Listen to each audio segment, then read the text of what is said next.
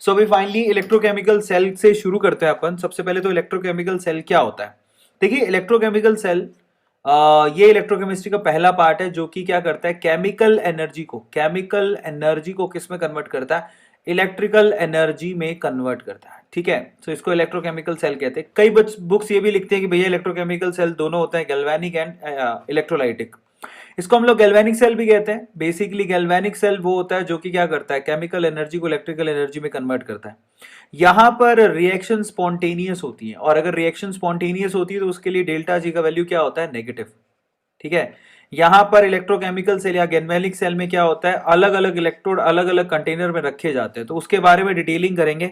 तो चलो electrochemical cell को शुरू करते हैं। सबसे पहले तो हाँ, देखो जो बुक्स लिखती हैं उसके मुताबिक अगर देखें तो इलेक्ट्रोकेमिकल सेल दो तरह के होते हैं, गैल्वेनिक सेल और एक इलेक्ट्रोलाइटिक सेल। गैल्वेनिक सेल अगर कहें तो वो क्या होता है बेसिकली, जो कि केमिकल एनर्जी को किस में कन्वर्ट करता है, इलेक्ट्रिकल एनर्जी में कन्वर्ट करता है। इसकी खास बात क्या होती है कि इसमें जो नेगेटिव पोर्शन होता है सेल का और जो पॉजिटिव पोर्शन होता है सेल का, उन दोनों अलग अलग कंटेनर में रखा जाता है।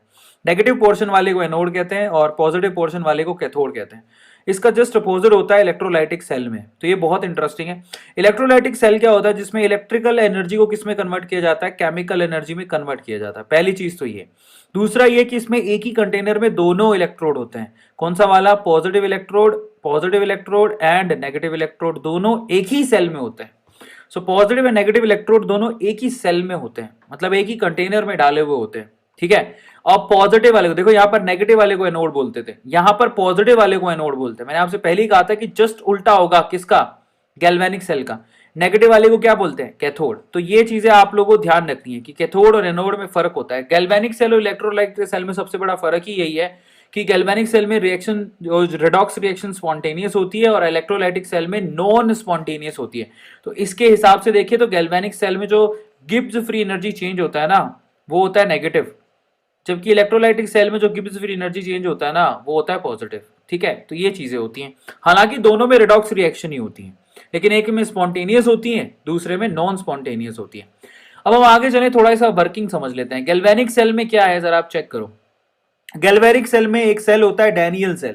ठीक है, so there is a Daniel cell. तो डैनियल सेल में क्या होता है, डैनियल सेल में आप लोगों को देखो दो पोर्शन आप लोगों को दिखाई दे रहे हैं, अगर आप ध्यान से देखोगे तो।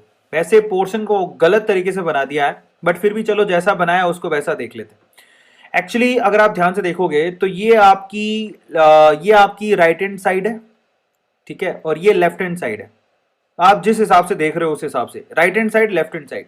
राइट हैंड साइड में होता है रिडक्शन, मैच करके देखो, राइट हैंड साइड में होता है रिडक्शन, तो लेफ्ट हैंड साइड में होता है ऑक्सीडेशन। ठीक है, लेफ्ट हैंड साइड में क्या डालते हो, जिंक की रोड डालते हो, जिंक का ही सॉल्यूशन डालते हो।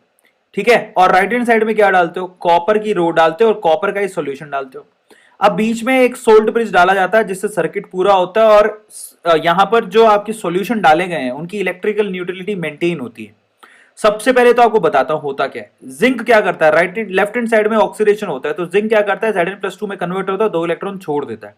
वो दो इलेक्ट्रॉन जो है इस रोड पे आ जाते हैं, क्योंकि इलेक्ट्रॉन छोड़ कौन रहा है, लेफ्ट हैंड साइड में जिंक, तो इस टर्मिनल को बोलेंगे नेगेटिव टर्मिनल। इसलिए इसको नेगेटिव टर्मिनल कहा जाता है, क्योंकि यहां से इलेक्ट्रॉन रिलीज होते हैं, और इलेक्ट्रॉन ट्रैवल करते हुए कहां जाते हैं, राइट हैंड साइड में जाते हैं, इस कैथोड वाले भाई के पास, कॉपर वाले के पास, जहां पर क्या होता है, Cu+2 आयन दो इलेक्ट्रॉन लेता है और कॉपर में कन्वर्ट हो जाता है। इसको रिडक्शन बोलते हैं। ये रिडक्शन हाफ रिएक्शन है, ये ऑक्सीडेशन हाफ रिएक्शन, और इसी को डैनियल सेल कहते हैं। तो आप लोग ध्यान रखना है, याद करने का फंडा क्या है, there is a word called LOAN, loan. ठीक है, आपको भगवान ना करे कभी लोन लेना पड़े, बट लोन में एल का मतलब होता है लेफ्ट हैंड साइड, ए का मतलब होता है एनोड, ओ का मतलब होता है ऑक्सीडेशन, और एन का मतलब होता है नेगेटिव। तो जो लेफ्ट हैंड साइड में जो टर्मिनल है उसको हम लोग एनोड कहते हैं, पहली बात तो। ठीक है, वहां पर ऑक्सीडेशन होता है और वो एक नेगेटिव टर्मिनल है। ये बहुत इंपॉर्टेंट वर्ड है। अगर आपको ये याद रह गया तो आपको याद रह जाएगा कि राइट हैंड साइड में क्या होएगा, उसका जस्ट उल्टा। राइट हैंड साइड में एल की जगह आर लगाओगे, एनोड की जगह कैथोड लगाओगे, ऑक्सीडेशन की जगह रिडक्शन लगाओगे, नेगेटिव की जगह पॉजिटिव लगाओगे, तो वो हो जाएगा RCRP। समझ में आ गया। तो लोन याद रह गया तो आपको पूरा डैनियल सेल याद रह जाएगा, गैल्वेनिक सेल याद रह जाएगा, और उसका जस्ट अपोजिट कर दो, इलेक्ट्रोलाइटिक सेल याद रह जाएगा। यहां खास बात क्या है, यहां पर एनोड नेगेटिव होता है और कैथोड पॉजिटिव होता है। तो इलेक्ट्रोलाइटिक सेल में जस्ट उल्टा होता है, इलेक्ट्रोलाइटिक सेल में एनोड पॉजिटिव होता है और कैथोड नेगेटिव होता है। ये आप लोग याद रखो। एक ही चीज कॉमन है, वो क्या, कि एनोड पे ऑक्सीडेशन होता है, ये चीज कॉमन है दोनों में, और कैथोड पे रिडक्शन होता है। ये इलेक्ट्रोलाइटिक सेल और गैल्वेनिक सेल दोनों में चीज कॉमन है कि एनोड पे हमेशा ऑक्सीडेशन होएगा, कैथोड पे हमेशा रिडक्शन होएगा। जहां ऑक्सीडेशन होएगा वो एनोड होएगा, जहां रिडक्शन होएगा वो कैथोड होएगा। चेक कर लो, आपको मालूम पड़ जाएगा। चलिए अब हम आगे चलते हैं। ओवरऑल अगर सेल की रिएक्शन है, दोनों हाफ सेल को जोड़ दोगे तो निकलेगा ये कि जिंक Cu+2 से रिएक्ट करता है और कॉपर और Zn+2 बनाता है। मजे की बात ये है कि यहाँ पर जिंक में इतनी पावर है कि वो Cu+2 को यहां से रिप्लेस कर रहा है, रिड्यूस कर रहा है। समझो कि जिंक में इतनी पावर है, zinc is more powerful, zinc में इतनी पावर है कि वो कॉपर को यहां से रिड्यूस कर रहा है, उसके सॉल्यूशन से बाहर निकाल रहा है। ओवरऑल सॉल्यूशन देखोगे तो इक्वेशन देखोगे तो CuSO4 जिंक से रिएक्ट कर रहा है और बेसिकली वो किस में कन्वर्ट हो रहा है, ZnSO4 में कन्वर्ट हो रहा है और साथ में यहाँ पर कॉपर को रिलीज कर रहा है। तो जिंक में इतनी पावर है कि कॉपर को उसके सॉल्यूशन से बाहर निकाल देता है। Try to understand. तो बेसिकली जिंक क्या कर रहा है, कॉपर को रिड्यूस कर रहा है। समझ में आ गया? ये बहुत इंटरेस्टिंग चीज है। अब हम चलते हैं इलेक्ट्रोड पोटेंशियल। इलेक्ट्रोड पोटेंशियल क्या होता है, जब भी आप दो चार्जेस को सेपरेट करोगे तो यहाँ पर दो चार्जेस के सेपरेशन से हमेशा पोटेंशियल डेवलप होता है, आपको पता होगा। देखो यहाँ पर सबसे बड़ा नाम किसका होता है इलेक्ट्रोड पोटेंशियल के लिए, फेराडे। फेराडे का नाम लेते हैं, एक और साइंटिस्ट है नाम भूल गया, जिन्होंने कैपेसिटर बनाया था, मैं नाम भूल गया उसका, जिन्होंने बल्ब का आविष्कार भी किया था। वो झूठ है, एडिसन ने किया था, एडिसन ने नहीं किया था, उस बंदे ने किया था। तो उसका बहुत नाम है, हाँ टेस्ला। वेरी गुड, डॉक्टर स्वरूप ने सही कहा। मैंने आज एक बात बताया तो मैं तो सही में बूढ़ा हो गया। मैं याद करने की कोशिश करता हूँ लेकिन कर ही नहीं पाता। तो टेस्ला था जिसने एसी दिया था, एसी ऑल्टरनेटिव करंट का जो कॉन्सेप्ट था वो टेस्ला ने दिया था। वो बहुत ही महान था भाई साहब, बहुत, मतलब एडिशन वेडिशन उसके, ये जो था ना एल्बर्ट, कौन था यार वो जिसने बल्ब को आविष्कार किया था, ऐसे बोलते हैं एडिसन। एडिसन तो उसके आगे टिकता ही नहीं था। और एडिसन इतना गंदा आदमी था कि उसने, कि अब जैसी आपको बताता हूं कि एडिसन ने डीसी करंट बनाया था और टेस्ला ने एसी करंट बनाया था। ठीक है, अब हुआ कुछ यूं कि क्योंकि एसी करंट के फायदे बहुत थे, लेकिन सिर्फ टेस्ला को गलत प्रूव करने के लिए, क्योंकि उसकी इंडस्ट्री में नुकसान नहीं हो जाए, उसने हाथी को एसी करंट दे के मार दिया था, सिर्फ ये प्रूव करने के लिए। ये बात सच है, हाथी को एसी करंट से मार दिया था। उसने बताने की कोशिश करी थी कि एसी करंट ज्यादा डेंजरस होती है, लेकिन गलत था। एक्चुअली डीसी करंट ज्यादा डेंजरस होती है, क्योंकि डीसी करंट में जो करंट होती है बेसिकली, वोल्टेज होती है, वो कांस्टेंट होती है। और एसी करंट में तो झटका लगता है आपको। वो एसी में क्या होता है, इलेक्ट्रिसिटी आपको दूर फेंक देती है, जबकि डीसी में ऐसा नहीं होता, चिपका लेती है। DC is more dangerous than AC. तो चलो इलेक्ट्रोड पोटेंशियल की बात करते हैं। इलेक्ट्रोड में पोटेंशियल देखो, इलेक्ट्रोड पोटेंशियल कब डेवलप होता है, जब दो चार्जेस सेपरेट हो जाए, प्लस और माइनस सेपरेट हो जाए। तो अगर आप ध्यान से देखोगे तो यहां पर प्लस और माइनस सेपरेट हो रहे थे। कैसे, आप देखो यहां पर क्या हुआ, Cu+2, जरा ध्यान से देखो, यहां पर आपने क्या किया, ये यहां से जिंक को देखोगे तो जिंक निकल के Zn+2 की फॉर्म में बाहर आ रहा है और दो इलेक्ट्रॉन बाहर छोड़ रहा है। तो यहां पर आप लोगों को दिख रहा होगा कि Zn+2 यानी कि पॉजिटिव चार्ज और इलेक्ट्रॉन दोनों अलग अलग हो गए। जब चार्जेस में सेपरेशन होता है तो वहां पर पोटेंशियल डेवलप होता है, और क्योंकि यहां पर चार्जेस में सेपरेशन जो है ऑक्सीडेशन की वजह से हुआ था, तो इसको बोलते हैं ऑक्सीडेशन पोटेंशियल। तो ऑक्सीडेशन की वजह से पैदा हुआ तो ऑक्सीडेशन पोटेंशियल बोलते हैं, और रिडक्शन की वजह से पैदा हुआ तो रिडक्शन पोटेंशियल बोलते हैं। तो इसको बोलते हैं इलेक्ट्रोड पोटेंशियल। ठीक है, तो आप लोग याद रखोगे, पोटेंशियल का मतलब होता है बेसिकली स्ट्रेंथ या फिर एबिलिटी। यह आप लोगों को ध्यान रखना है। पोटेंशियल क्यों डेवलप होता है, क्योंकि चार्जेस में सेपरेशन हो गया। यहां पर Zn+2 अलग हो गया, दो इलेक्ट्रॉन अलग हो गए। यहां पर कॉपर अलग हो गया और दो इलेक्ट्रॉन अलग हो गए। चार्जेस में सेपरेशन की वजह से पोटेंशियल डेवलप होता है। अच्छा, अब एक और बात बताता हूं। गेन ऑफ इलेक्ट्रॉन को क्या बोलते हैं, रिडक्शन। लॉस ऑफ इलेक्ट्रॉन क्या बोलते हैं, लॉस ऑफ इलेक्ट्रॉन को बेसिकली ऑक्सीडेशन बोलते हैं। तो मैं लिख देता हूं, दिस इज कॉल्ड ऑक्सीडेशन। ठीक है, थोड़ी सी गलती से हो गया। और गेन ऑफ इलेक्ट्रॉन को रिडक्शन बोला जाता है, लॉस ऑफ इलेक्ट्रॉन को ऑक्सीडेशन बोला जाता है। मजे की बात, अगर रिडक्शन की वजह से इलेक्ट्रोड पोटेंशियल डेवलप हो रहा है तो उसको बोलेंगे रिडक्शन इलेक्ट्रोड पोटेंशियल, ERP। और अगर ऑक्सीडेशन की वजह से पैदा हो रहा है तो उसको बोलेंगे ऑक्सीडेशन पोटेंशियल। ठीक है, और ये मजे की बात होती है, एक दूसरे के जस्ट अपोजिट होते हैं, माइनस के इक्वल होते हैं। Reduction potential is always negative of oxidation potential, क्योंकि एक दूसरे के उल्टे होते हैं। तो आपको ध्यान रखना है।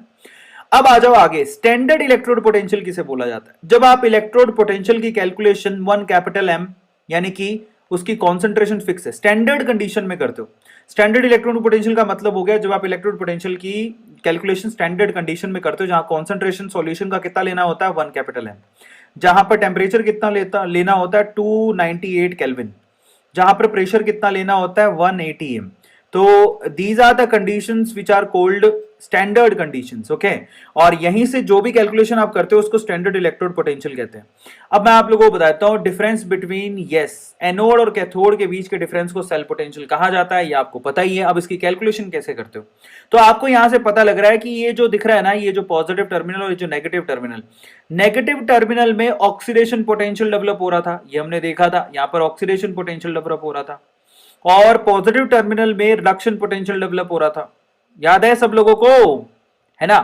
तो अब जरा गौर से देखना, अगर आप पूरे सेल का ईएमएफ निकालना चाहते हो तो आपको क्या करना है, पूरे सेल का ईएमएफ निकाला जाता है ऐसे, EMF of cathode minus EMF of anode, ठीक है। इसको प्रॉपर वे से लिखे तो निकालने का तरीका क्या है, E of cell which is equals to E of reduction potential of cathode, ये आपको ध्यान रखना है, or see reduction potential of cathode minus E of reduction potential of anode. अब आप कहेंगे कि सर एनोड पे तो ऑक्सीडेशन होता है, तो आपको बताता हूं बिल्कुल एनोड पे ऑक्सीडेशन होता है, मना नहीं है।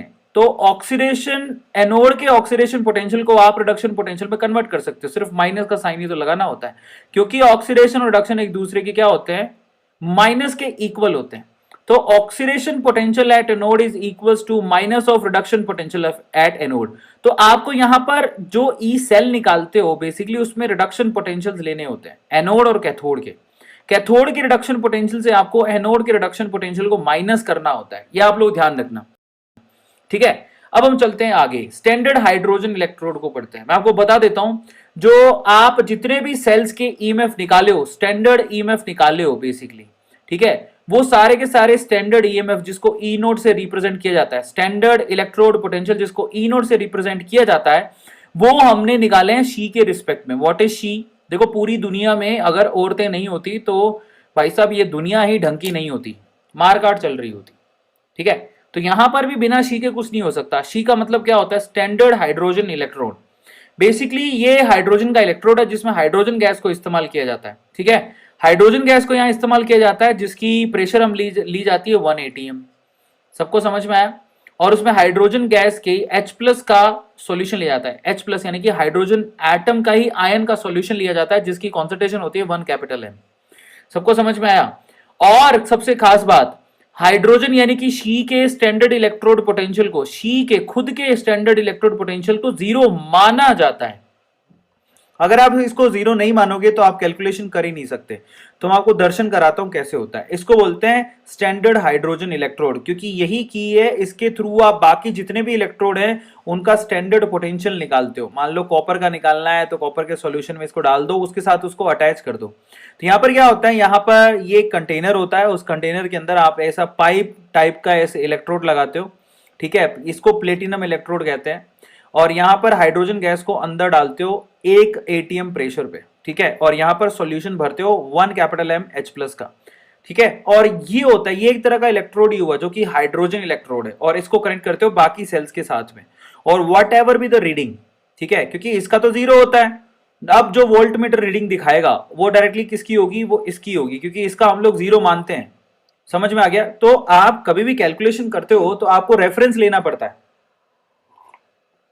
तो बेसिकली अगर आप लोगों को इलेक्ट्रोड पोटेंशियल कैलकुलेशन करनी है उसकी, तो आपको शी को रेफरेंस में लेना पड़ेगा और उसका इलेक्ट्रोड पोटेंशियल को 0 मानना पड़ेगा।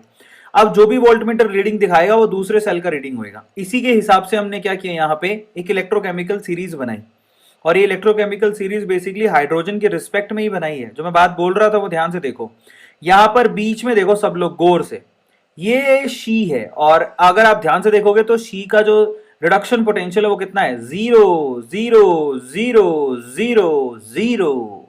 इसको 0 माना गया है, ये इंसान ने माना है, हमने नहीं। और इसी के रिस्पेक्ट में सबके इलेक्ट्रोड पोटेंशियल निकाले गए। उसके हिसाब से देखा जाए तो फ्लोरीन का जो इलेक्ट्रोड पोटेंशियल होता है मोस्ट पॉजिटिव निकाला गया है ना, सबसे ज्यादा पॉजिटिव रिडक्शन पोटेंशियल फ्लोरीन का होता है। और लिथियम का जो रिडक्शन पोटेंशियल होता है सबसे ज्यादा नेगेटिव होता है। समझ में आ गया। अब इसका मतलब क्या है, इस इलेक्ट्रोकेमिकल सीरीज का मतलब यह है कि जिसकी रिडक्शन पोटेंशियल बहुत ज्यादा पॉजिटिव है तो वो आसानी से रिड्यूस हो जाएगा, जिसकी नेगेटिव है वो रिड्यूस नहीं होगा। भाई जिसकी पॉजिटिव है, पॉजिटिव का मतलब क्या हुआ, इसका रिडक्शन पोटेंशियल पॉजिटिव है, इसका मतलब वो आसानी से रिड्यूस हो जाएगा।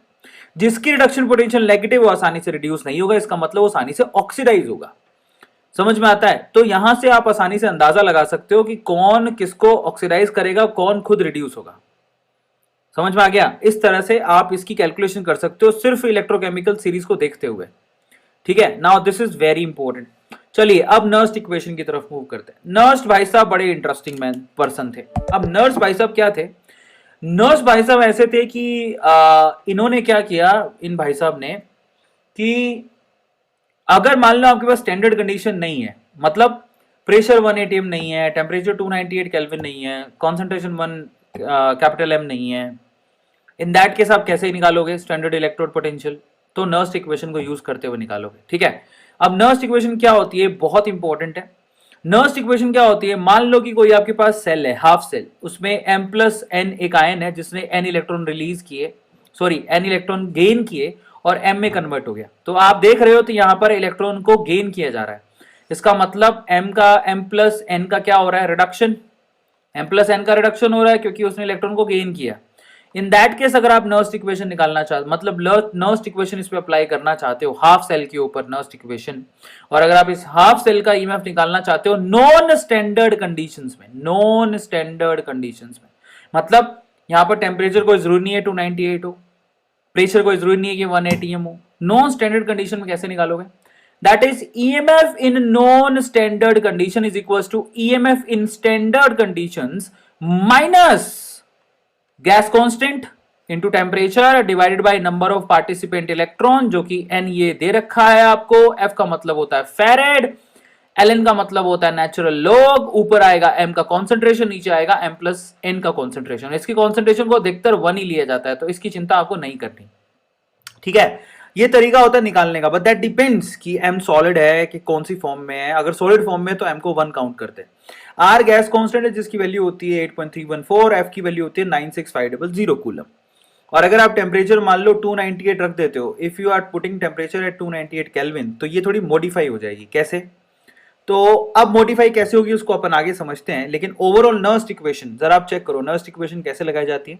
फाइनली नर्स्ट इक्वेशन लगाई जाती है, that is E of cell which is equal to E not of cell minus RT upon NF, log of Q भी कहते हैं। Q क्या है यहाँ पर? बेसिकली Q है रिएक्शन कोफिशिएंट। अगर मान लो ये केमिकल रिएक्शन है तो उसका रिएक्शन कोफिशिएंट कैसे लिखोगे? प्रोडक्ट लेना है, प्रोडक्ट की कॉन्सेंट्रेशन और उसकी स्टोइकियोमेट्रिक कोफिशिएंट, फिर नीचे किसको लेना है, नीचे रिएक्टेंट को लेना है और उसकी स्टोइकियोमेट्रिक कोफिशिएंट, खत्म कहानी। ऊपर प्रोडक्ट लेना है और नीचे रिएक्टेंट लेना है, प्रोडक्ट की स्टोइकियोमेट्रिक कोफिशिएंट लगानी है यहाँ पर रिएक्टेंट की स्टोइकियोमेट्रिक कोफिशिएंट लगानी है, खत्म कहानी। ठीक है, तो ये मतलब निकलता है इसका नर्स्ट इक्वेशन का। अब मैं आपको मजे की बात बताता हूं। नर्स्ट इक्वेशन सिंप्लीफाइड फॉर्म में, अगर मान लो कि आपका टेम्परेचर है 298 केल्विन, अगर आपने टेम्परेचर 298 केल्विन रख दिया, क्योंकि ज्यादातर अधिकतर कंडीशंस में टेम्परेचर यही रहता है, और अगर मान लो आप लोगों ने R की वैल्यू रख दी, जो R की वैल्यू दी हुई थी कौन सी, 8.314, और अगर आप मान लो आपने F यानी फेरेड का वैल्यू रख दिया 96500, ये वैल्यू रखने के बाद आपकी सिंप्लीफाइड वर्जन आएगा ये, लेकिन ये सिर्फ 298 केल्विन टेम्परेचर पर ही ये इक्वेशन काम आएगी। अगर इसके अलावा टेम्परेचर चेंज हो जाता है तो आपको पिछले वाली इक्वेशन यूज करनी पड़ेगी, और अगर ज्यादातर वैसे 298 दिया हुआ होता है, in that case final Nernst equation क्या बनेगी, that is E cell which is equal to E not cell minus 0.059 upon N। N क्या है? Number of electron participating, log of Q, Q क्या है यहाँ पर? Basically that is reaction coefficient, product upon reactant, खत्म कहानी। अब मान लो इक्विलिब्रियम आ गया, ठीक है, तो इक्विलिब्रियम के केस में क्या होगा? इक्विलिब्रियम के केस में सेल कभी काम नहीं करता, क्योंकि वहां पर केमिकल रिएक्शन में कोई भी कॉन्सेंट्रेशन में चेंज ही नहीं आ रहा। ट्राई टू अंडरस्टैंड, मेरी बात को ध्यान से सुनना। अगर इक्विलिब्रियम आ गया तो सेल काम नहीं करेगा क्योंकि कॉन्सेंट्रेशन में चेंज ही नहीं आ रहा है। In that case E cell का वैल्यू 0 हो जाएगा। इन दैट केस Q की वैल्यू किसके बराबर हो जाएगी? रिएक्शन कोफिशिएंट किसके बराबर हो जाएगा? सेल कांस्टेंट के। K का मतलब क्या हो गया? इक्विलिब्रियम कांस्टेंट उसके बराबर हो जाएगा। तो आप उसी इक्वेशन में E सेल का वैल्यू 0 रख दो, तो आप इस इक्वेशन में E सेल का वैल्यू 0 रख दो, Q की वैल्यू K के बराबर रख दोगे तो ये इक्वेशन आ जाएगा। Very simple. तो आप लोग याद रखना है कि इक्विलिब्रियम के टाइम पे E not cell which is equal to 0.059 by N log of K हो जाता है, क्योंकि E सेल का वैल्यू 0 हो जाता है, याद रखना। नेक्स्ट है हमारे पास Gibbs free energy and EMF का रिलेशन, ये भी बहुत इंपॉर्टेंट है। गिब्स फ्री एनर्जी और ईएमएफ में क्या रिलेशन होता है, क्योंकि इस पे सवाल बहुत आते हैं, तो आपको बता देता हूं, आप लोगों को थोड़ा सा ध्यान रखना है। इलेक्ट्रिकल वर्क का मतलब क्या होता है, that is a decrease in Gibbs free energy. अगर कोई सिस्टम काम करेगा तो उसकी गिब्स फ्री एनर्जी में डिक्रीमेंट आएगा। वर्क को कैसे लिखते हैं, वर्क को लिखते हैं चार्ज इंटू, ठीक है, वर्क का मतलब क्या होता है, चार्ज इंटू क्या होता है, डिस्टेंस, चार्ज इंटू डिस्टेंस, ये वर्क होता है। चार्ज इंटू फोर्स होता है, ठीक है, तो जो भी होता है ई इंटू क्यू बोलते हैं ना उसको। तो वर्क आपने फिजिक्स में पढ़ा होगा, that is W is equal to E into Q, I am so sorry, इसको बोलते हैं ई इंटू क्यू, ठीक है। तो ई इंटू क्यू को चार्ज बोला जाता है। तो आप ध्यान से देखो, अगर आप लोगों ने वर्क किया तो डेल्टा जी में कमी आएगी। इसका मतलब क्या हो गया, डेल्टा जी जो गिब्स फ्री एनर्जी होती है माइनस ऑफ वर्क के बराबर होती है। अब मैं कहूं कि वर्क की वैल्यू कितनी होगी, वर्क की वैल्यू होगी ई सेल इंटू क्यू, कितना चार्ज फ्लो हुआ है। चार्ज किस पे डिपेंड करेगा, number of electron into farad. समझ में आ गया। तो डेल्टा जी की वैल्यू किसके बराबर हो गई, माइनस साइन क्यों लगाया, क्योंकि अगर आप वर्क करते हो तो delta G minus of W के बराबर होती है। और डब्ल्यू की वैल्यू किसके बराबर होती है, वर्क बेसिकली होता है that is charge into electrode potential. तो यहां पर चार्ज कितना होगा, number of electron into farad, और इलेक्ट्रोड पोटेंशियल कितना है, ई सेल। तो बेसिकली डेल्टा जी का वैल्यू किसके बराबर हो गया, minus of N F E cell. सबको समझ में आया। और अगर स्टैंडर्ड कंडीशन में निकालना चाहते हो तो डेल्टा जी नोट किसके बराबर होगा, minus of N F E not cell. ये तरीका होता है।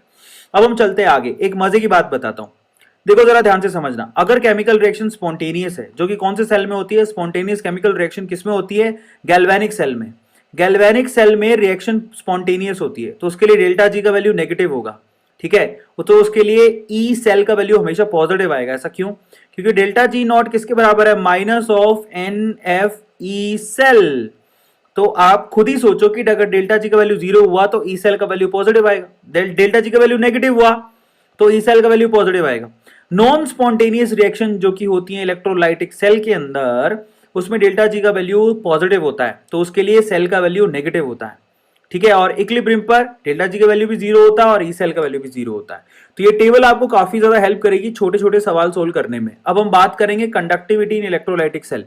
इलेक्ट्रोलाइटिक सेल में कंडक्टिविटी को जरा समझते हैं, क्योंकि इलेक्ट्रोलाइटिक सेल में इलेक्ट्रोलाइटिक सॉल्यूशन होता है, उसकी कंडक्टिविटी मायने रखती है, और अगर वो कंडक्ट नहीं करेगा तो सेल काम कैसे करेगा। तो जो आपने सॉल्यूशन डाल के रखा है उसकी कंडक्टिविटी की बात करते हैं। सबसे पहले तो आप लोग मुझे बताओ कि रेजिस्टेंस को कैसे लिखते हो, that is resistance is equal to resistivity L by A, ऐसे लिखते हो। तो कंडक्टिविटी जो कंडक्टेंस होती है बेसिकली वो रेजिस्टेंस के जस्ट अपोजिट होती है। आया समझ में। तो मैं अगर 1 बाई आर कर दूं तो ये किसके बराबर निकलेगा, 1 अपॉन रो, और साथ में होगा ए बाई एल। 1 अपॉन रो को बेटा कप्पा बोलते हैं, इसी को कंडक्टिविटी कहा जाता है। रेजिस्टिविटी का जस्ट उल्टा कंडक्टिविटी होता है। और यहां पर L बाई ए को बेसिकली सेल कांस्टेंट बोलते हैं, X होता है वो, तो उसको थोड़ा डिटेल में पढ़ते हैं। तो सबसे पहले तो आपको पता होना चाहिए कि ये फॉर्मूला बहुत इंपॉर्टेंट है, जो मैं आपको अभी निकाल के भी दिखा चुका हूं। मैंने आपसे क्या कहा था, अब जरा सोचो। मैंने आपसे कहा था कि R रेजिस्टेंस किसके बराबर होता है, that is rho L by A, सही है। तो कंडक्टेंस किसके बराबर होगा, 1 अपॉन रो के, 1 अपॉन आर के। 1 अपॉन आर का मतलब क्या हो गया, 1 upon rho A by L.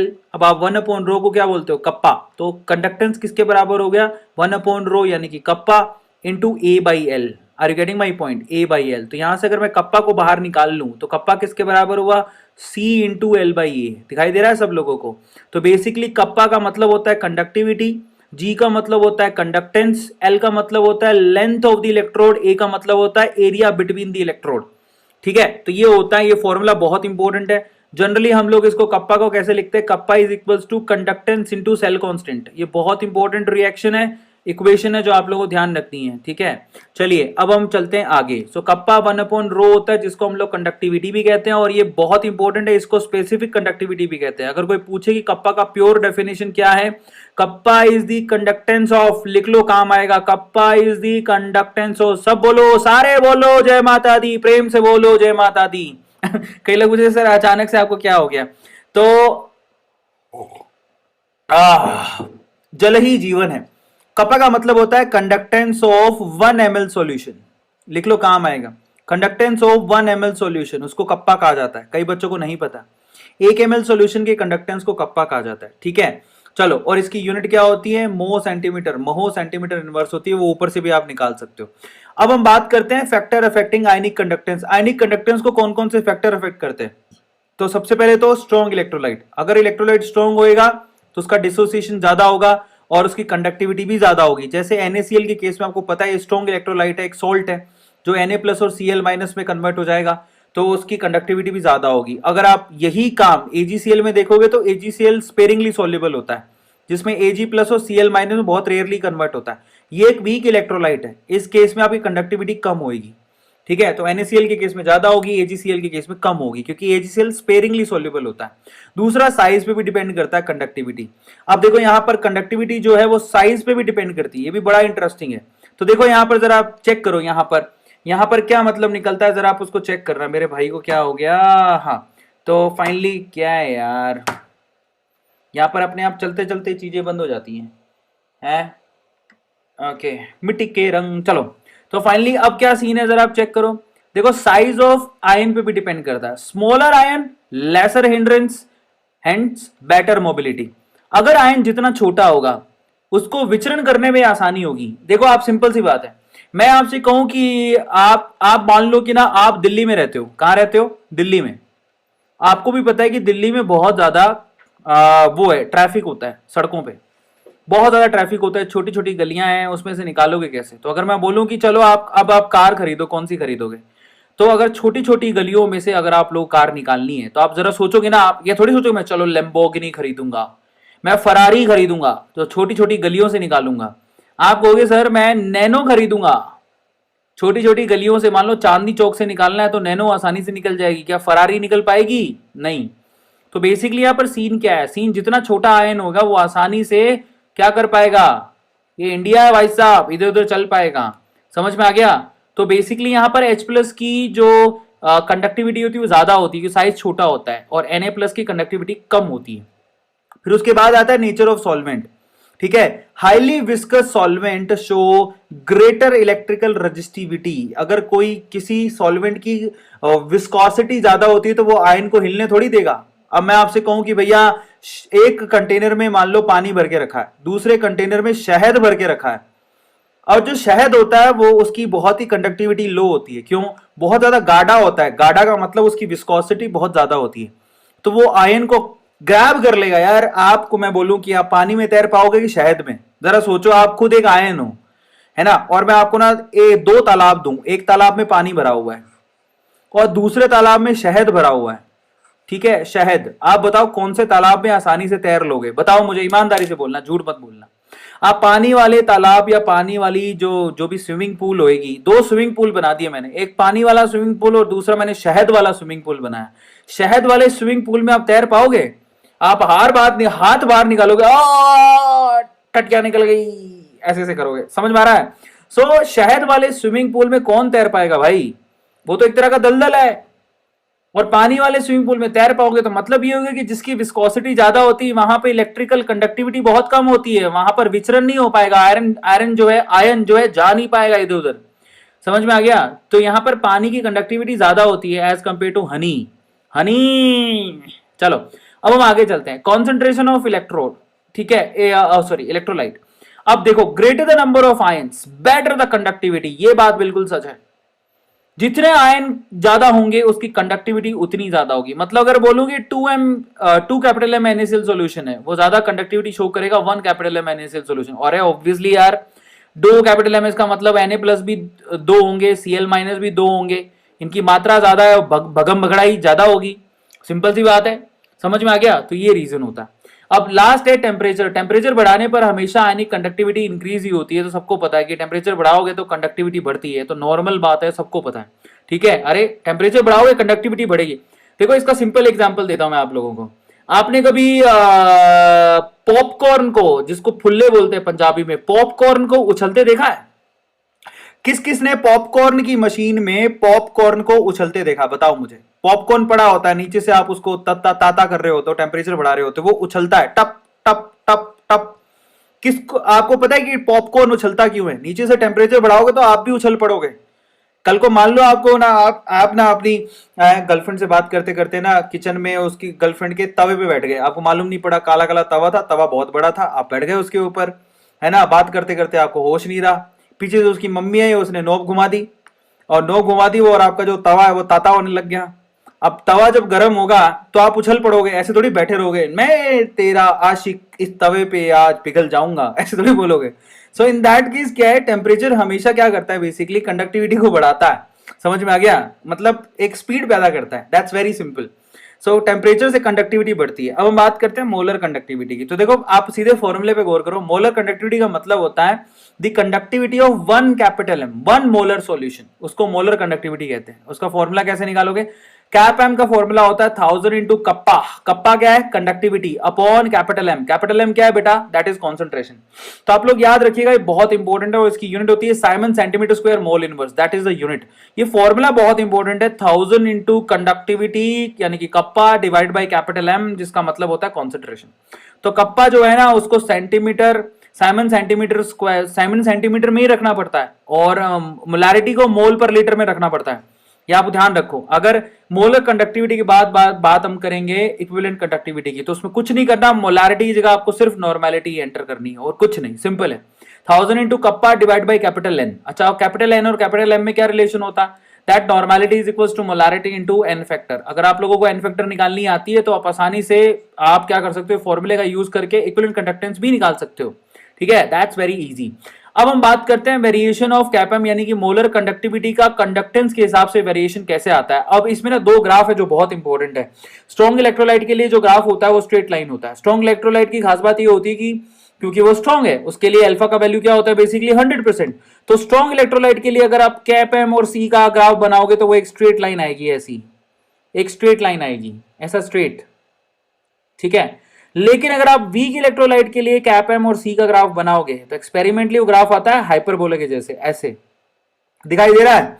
तो यहां पर ये टोटल सीन है। तो यहां पर वेरिएशन को इस तरह से देख सकते हैं। अगर आप केसीएल जैसे स्ट्रॉन्ग इलेक्ट्रोलाइट की बात करोगे तो ग्राफ एकदम स्ट्रेट लाइन मिलेगा, लेकिन अगर आप CH3COOH जैसे वीक इलेक्ट्रोलाइट की बात करोगे तो आपका ग्राफ एकदम ऐसा होगा, कैसा, हाइपरबोला।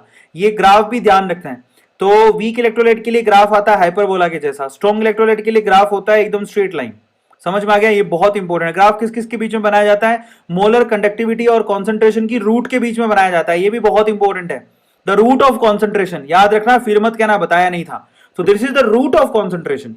ठीक है, अब आपको मजे की बात बताता हूं यहीं से आप, अब देखो मजे की बात क्या है। अगर आप मान लो, मेरी बात को ध्यान से सुनना, स्ट्रॉन्ग इलेक्ट्रोलाइट के लिए कैप एम और सी का वैल्यू है। अब आप मेरी बात को ध्यान से सुनना, जो मैं बोलने की कोशिश कर रहा हूं, अब जो चीजें बोल रहा हूं वो बहुत इंपॉर्टेंट है, फिर मत कहना बताया नहीं। तो अब मेरी बात को ध्यान से सुनना भाई, कितनी बार बोलूंगा ध्यान से सुनो भाई, भावड़ा हो जाऊंगा। तो मेरी बात ध्यान से सुनना फिर से कैसा हो गया हूं मैं, ऐसा ही बता रहा हूं। चलो तो सुनो, ऐसा है कि ये देखो, ये स्ट्रॉन्ग इलेक्ट्रोलाइट का ग्राफ है। अब यहां पर कॉन्सेंट्रेशन जो है अंडर द रूट सी वो कहां बढ़ रही है, इस तरफ।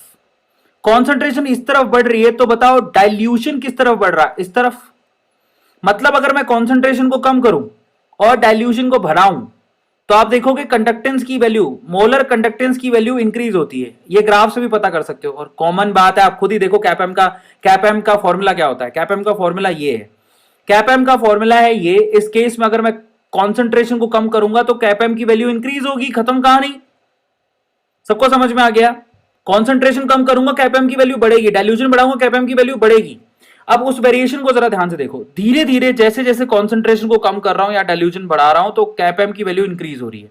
ठीक है, एक वक्त ऐसा आएगा जब ये ना वाई एक्सिस को काटेगा इस पॉइंट पर, है ना, ये तो पक्का काटेगा। इसको बोलते हैं जीरो डाइल्यूशन पॉइंट या फिर जीरो कॉन्सेंट्रेशन पॉइंट या फिर इंफिनिटी डाइल्यूशन पॉइंट। इस टाइम पे आप आसानी से यहां पर कैपएम नोट का वैल्यू निकाल सकते हो। कैपएम नोट क्या होता है, कैपएम नोट का मतलब होता है molar conductance at zero concentration. क्योंकि यहां पर जीरो का मतलब क्या हुआ कि यहां पर कॉन्सेंट्रेशन जीरो हो गई। जीरो कॉन्सेंट्रेशन पे आप कैपएम नोट की वैल्यू निकाल सकते हो, लेकिन ये स्ट्रॉन्ग के लिए निकाल सकते हो। क्या वीक के लिए निकाल पाओगे? नहीं, क्योंकि वीक इलेक्ट्रोलाइट तो कभी वाई एक्सिस को काटेगा ही नहीं। काट के दिखाओ। इन दैट केस आप कोलस लॉ को इस्तेमाल करते हो। कोलस लॉ कहता है कि भैया चिंता नोट, फिक्र नोट, आपको कुछ नहीं करना। आपको सिर्फ इतना करना है कि अगर आप मान लो कि वीक इलेक्ट्रोलाइट के केस में अगर आप जीरो कॉन्सेंट्रेशन पे आप मोलर कंडक्टिविटी निकालना चाहते हो, जैसे कि मान लो आप CH3COOH की मोलर कंडक्टिविटी जीरो कॉन्सेंट्रेशन में निकालना चाहते हो, जो कि ग्राफिकली पॉसिबल नहीं है, तो आप क्या करो, कैपएम नॉट का वैल्यू ले लो अलग अलग आयन के लिए। CH3COO माइनस के लिए अलग से ले लो, जो डेटा आपको मिल जाएगा, दैट्स वेरी इजी। और H प्लस के लिए अलग से ले लो, दोनों को जोड़ दो। आपको CH3COOH का कॉन्सेंट्रेशन इन्फिनिटी डाइल्यूजन पे 0 कॉन्सेंट्रेशन पे मिल जाएगा, मोलर कंडक्टिविटी मिल जाएगी इसी को। और मैं आपको बताता हूं कोलेस लो सबसे आसान लो है, सबसे आसान, फर्जी, एकदम फर्जी, जीरो। और इतना आसान क्वेश्चन आते हैं क्या बताऊं आपको। ओवरऑल आप यहां से एक और काम कर सकते हो, आप यहां पर किसी भी सॉल्यूशन की अल्फा यानी कि डिग्री ऑफ डिसोसिएशन निकाल सकते हो। आप किसी भी कंडीशन में कैप एम लो, उसी कंडीशन में आप किसी भी कंडीशन में कैप एम को डिवाइड कर दो कैप एम नॉट से या कैप एम इन्फानाइट से। By the way cap am not और कैप एम इन्फानाइट एक ही बात है, घबराना नहीं है इससे। अब आप कहोगे सर कैसे? कैप एम नॉट का मतलब होता है 0 कॉन्सेंट्रेशन पे मोलर कंडक्टेंस, इन्फानाइट का मतलब होता है इन्फानाइट डाइल्यूजन पे मोलर कंडक्टेंस। तो बात एक ही है, 0 कॉन्सेंट्रेशन का मतलब इन्फानाइट डाइल्यूजन ही होता है। समझ में आ गया? अब हम चलेंगे और आगे। अब हमारा होता है इलेक्ट्रोलाइटिक सेल। तो let's talk about electrolytic cell. Electrolytic cell की बात करते हैं। देखिए इलेक्ट्रोलाइटिक सेल मैं पहले ही बता चुका हूं जो कि क्या करता है। इलेक्ट्रोलाइटिक सेल बेसिकली क्या करता है, इलेक्ट्रिकल एनर्जी को किस में कन्वर्ट करता है, केमिकल एनर्जी में कन्वर्ट करता है। ठीक है, तो आपको इसके लिए एक वर्ड में याद कराता हूं। वैसे अगर आपको लोगों लोन याद था तो काम हो जाता, बट फिर भी यहां पर पैनिक शब्द याद रख लो। पैनिक का मतलब क्या होता है, P माने पॉजिटिव, A माने एनोड, N माने नेगेटिव, C माने कैथोड। याद हो गया? पॉजिटिव यहां पर एनोड होता है और नेगेटिव यहां पे कैथोड होता है। तो आपको घबराने की जरूरत नहीं है, अरविंद अरोड़ा सर आपके साथ हैं। तो यहां पर एनोड मतलब पॉजिटिव और कैथोड मतलब नेगेटिव, जस्ट अपोजिट होता है इलेक्ट्रोकेमिकल सेल में गैल्वेनिक सेल का। ठीक है, उसका जस्ट अपोजिट होता है। अब इसमें क्या होता है, दैट्स वेरी सिंपल। यहां पर भी 2 इलेक्ट्रोड लगाए जाते हैं, उनको बैटरी से जोड़ा जाता है और उसके बाद यहां पर केमिकल रिएक्शन होती है जिससे आप अलग अलग कंपाउंड्स को अलग कर सकते हो। ठीक है, जैसे कि मान लो नमक है, NaCl है, NaCl में सोडियम और क्लोरीन है। लेकिन नॉर्मल कंडीशन में अगर आप सोडियम नमक से निकालने जाओगे, अगर मान लो नमक से सोडियम निकालना इतना आसान होता तो सारे बच्चे क्या करते, घर से नमक की थैली लेके आते और उसके बाद ना चुन चुन के, ऐसे चुन रहे दाना चुन के सोडियम को अलग करते, एक कंटेनर में इकट्ठा करते और स्कूल की टंकी में डाले आते। तो उनको तो ऐसे लगता कि भैया ये लो जी नमक से सोडियम निकल रहा है, स्कूल से बदला लेना है। और आपको पता है कि सोडियम एक एक्टिव मेटल है, उसको पानी में डालेंगे धमाका होगा। तो नमक को पानी में डाल दो, धमाके का इंतजार करते रहना अगर सोडियम इतनी आसानी से बाहर निकलता तो। लेकिन सोडियम इतनी आसानी से बाहर नहीं निकलता। सोडियम को अगर आपको बाहर निकालना है नमक से तो आपको उसको मोल्टन सॉल्यूशन को डालना पड़ेगा इलेक्ट्रोलाइटिक सेल में और इलेक्ट्रिसिटी देनी पड़ेगी, तब जाके कहीं सोडियम अलग होगा कैथोड पे जाके। ये तो सबको पता है। नॉर्मल कंडीशन में NaCl से Na नहीं निकाला जा सकता। बच्चों का खेल नहीं है ये, खेल नहीं है बच्चों का जिसमें तेल निकल जाता है अच्छे अच्छों का। समझ में आया? अब यहां पर अब आते हैं इलेक्ट्रोलाइटिक सेल के लिए फेराडे महानुभाव थे जिन्होंने 2 नियम दिए थे। उनका पहला नियम ये कहता है कि भैया ऐसा है, इलेक्ट्रोड पे किसी भी मेटल का या नॉन मेटल का कितना वेट मिलेगा वो डिपेंड करेगा कि भैया आपने चार्ज कितना फ्लो करवाया है, ऑब्वियसली। और जो चार्ज होता है उसको कैसे लिखते हो, I इंटू टी से। और अगर आप ये प्रोपोर्शनलिटी साइन हटाओगे तो W इज इक्वल टू क्या लिखेंगे हम लोग, Z इंटू क्यू, या फिर लिखते हैं Z into I into T. Z को बेसिकली क्या बोला जाता है, इसी को बोला जाता है इलेक्ट्रोवेलेंट कांस्टेंट। ठीक है, इलेक्ट्रोलाइटिक कांस्टेंट बोलते हैं Z को। अब यहां पर है ना, मैं आपसे कहता हूं छोड़ो ये सब बातें, छोड़ो कल की बातें, कल की बात पुरानी, नया फॉर्मूला बताएगा अरविंद अरोड़ा, ध्यान से देखो। बना ही नहीं, चलो। तो यहां पर है ना मोल कैलकुलेशन समझो, ये भूल जाओ इसको, फर्जी फॉर्मूला है। अच्छा फॉर्मूला क्या है फेराडे के लॉ के लिए, आप नंबर ऑफ मोल्स कैलकुलेट करो, वो कैलकुलेट करेगा करंट इनटू टाइम। ठीक है, ये ऊपर क्या लिखा है मैंने, चार्ज ही लिखा है, divide by n factor into 96500, that is the formula to calculate number of moles. ठीक है, बहुत आसान है। ऊपर मैंने चार्ज लिखा है, उसको n फैक्टर और 96500 से डिवाइड कर दिया है। मोल्स अगर निकाल लोगे तो वेट भी निकाल लोगे। वेट कैसे निकलता है, मोल्स इनटू मोलर मास। समझ में आया? वॉल्यूम भी निकाल सकते हो। वॉल्यूम कैसे निकालोगे, मोल्स इंटू 22400, ये तो आपको पता है। एसटीपी पे वॉल्यूम भी निकाल सकते हो। तो ये तरीका होता है। अच्छा, दूसरा फेराडे का नियम ये कहता है कि अगर मान लो किन्हीं 2 सेल्स के अंदर आपने एक सेम करंट फ्लो करवाई तो उनका जो वेट का रेशो होएगा, उनमें जो भी वेट इलेक्ट्रोड में मिलेगा उनका ratio W1 is equal to W2 उनके इक्विवेलेंट मास के रेशो के बराबर होएगा। That's very easy. तो ये कह रहा था फेराडे का सेकंड लॉ। सबको समझ में आया? बल्ले बल्ले। अब हम चलते हैं प्रोडक्ट ऑफ इलेक्ट्रोलाइसिस। अगर इलेक्ट्रोलाइसिस कराओगे तो प्रोडक्ट क्या मिलेगा, तो मैं आपको समझाता हूं। मान लो आपने NaCl का एक्वस सॉल्यूशन लिया, मतलब उसमें पानी भी है। तो आप मेरी बात को ध्यान से समझना, अगर आप लोग यहां पर नमक को पानी में घोल के अगर आपने इलेक्ट्रोड लगा दिए और आप सोचो कि सोडियम मिल जाएगा, तो नहीं मिलेगा। ठीक है, सोडियम आपको तभी मिलेगा जब आप मोल्टन सॉल्यूशन लोगे NaCl का। मोल्टन का मतलब पानी नहीं है, NaCl को पिघलाओ। NaCl को पिघलाने के लिए 800 डिग्री सेल्सियस तक उसको आपको मेल्ट करना पड़ता है, तब जाके मेल्ट होता है, उसके बाद आप वहां से सोडियम अलग कर सकते हो। अदरवाइज अगर आपने पानी में डाल दिया NaCl और आप सपने देख रहे हो कि मैं सोडियम अलग कर लूंगा, तो भैया ताता थैया नहीं होगा ऐसा कुछ भी।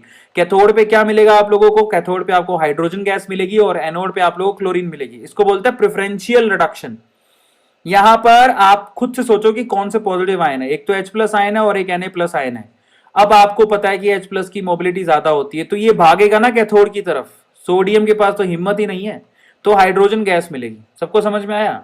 इसी तरह से क्लोरीन यहां पर एनोड पे मिलेगी, क्लोरीन गैस। तो ये प्रेफरेंशियल रिडक्शन आपको पता होने चाहिए। उसके बाद मान लो कि PbBr2 का सॉल्यूशन लो, अगेन इसमें क्या है? एक्वस यानी कि पानी है, लेकिन यहां पर सॉल्यूशन ये गलत लिखा हुआ है, सॉरी। तो यहां पर PbBr2 अगर मोल्टन सॉल्यूशन लिखा हुआ है तब तो ये सही है, अदरवाइज ये सही नहीं है। मोल्टन सॉल्यूशन में जरूर यहां पर लेड जो है 2 इलेक्ट्रॉन लेगा और Pb में कन्वर्ट हो जाएगा, Br- जो ब्रोमीन बना के दे देगा। लेकिन याद रखो ये मोल्टन सॉल्यूशन में ही पॉसिबल है, पानी के अंदर होगा तो नहीं पॉसिबल है, जिसमें पानी में जो हाइड्रोजन है वो भी जाके रिड्यूस हो सकता है।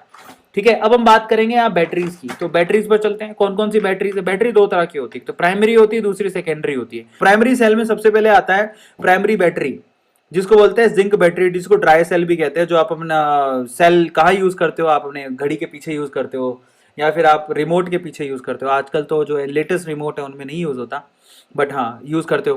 तो उनमें क्या होता है, ऊपर ऊपर आपको दिख रहा होगा ये आपका पॉजिटिव होता है और जो नीचे नीचे होता है वो नेगेटिव होता है। उसमें क्या क्या भरा होता है ये सारी चीजें दी हुई हैं। एक्चुअली वहां पर एनोड जिंक का बना होता है जो कि Zn+2 में कन्वर्ट करके 2 इलेक्ट्रॉन को रिलीज करता है। कैथोड में आप क्या डालते हो? आप यहां पर मैंगनीज डाइऑक्साइड का पाउडर और साथ में अमोनियम आयन ये आपस में रिएक्ट करते हैं, एक इलेक्ट्रॉन, और यहां पर क्या बनाते हैं ये, ठीक है, मैंगनीज का हाइड्रोक्साइड बनाते हैं और अमोनिया गैस को रिलीज करते हैं। ये बहुत इंटरेस्टिंग ये केमिकल रिएक्शंस है जो आप लोगों को याद करनी है। ड्राई सेल को लेक्लांसी सेल भी कहते हैं और इनका जो वोल्टेज होती है फिक्स होती है 1.1 वोल्ट, ये तो आपको पता होगा। ठीक है, तो यहां पर क्या क्या भरा जाता है? मैंगनीज ऑक्साइड को कैथोड की तरह भरा जाता है, जरा ध्यान से चेक कर लो। ठीक है, और जिंक जो है वो एनोड की तरह काम करता है। तो यहां पर जिंक एनोड की तरह काम करता है जो कि यहां पर लिख रहा है, और मैंगनीज ऑक्साइड कैथोड की तरह काम करता है। ये आप लोगों को ध्यान रखना है। ठीक है, सेल आप लोगों ने कभी देखा होगा, ये तो जरूर देखा होगा। सेकेंडरी बैटरीज होती है जिसको हम बोलते हैं कि लेड एसिड बैटरीज कहते हैं। ये रिचार्जेबल होती है, ये बैटरी नहीं है, बैटरा होता है। क्या बोला जाता है इसको? बैटरा। और यहाँ पर होता क्या है, देखो यहाँ पर है ना, एनोड जो है वो लेड का बना होता है, जो कि H2SO4 सॉल्यूशन में जो SO4 आयन है उसके साथ रिएक्ट करके PbSO4 में कन्वर्ट होता है। कैथोड जो है लेड का ऑक्साइड का बना होता है। तो आपको पता होना चाहिए कि एनोड किसका बनता है? लेड का। कैथोड किसका बनता है? लेड ऑक्साइड का।